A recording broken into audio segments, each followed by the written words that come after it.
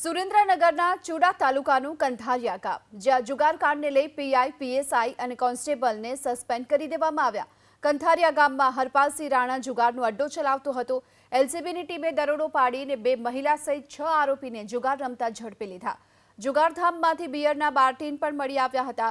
જુગારીઓ પાસેથી 6,85,000નો મુદ્દામાલ કબજે કરાયો છે. બિયરની વ્યવસ્થા સાથે ચાલતા જુગારધામમાં બહાર ગામથી માણસો જુગાર રમવા માટે આવતા હતા.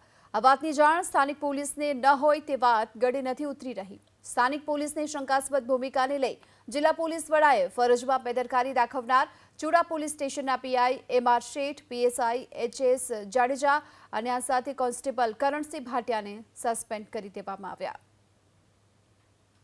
સ્થાનિક એલસીબીએ એક જુગારની રેડ કરેલી, જેમાં 2 લાખ જેટલો મુદ્દામાલ અને કુલ 7 જેટલા જુગારીઓ ઝડપાયેલા હતા.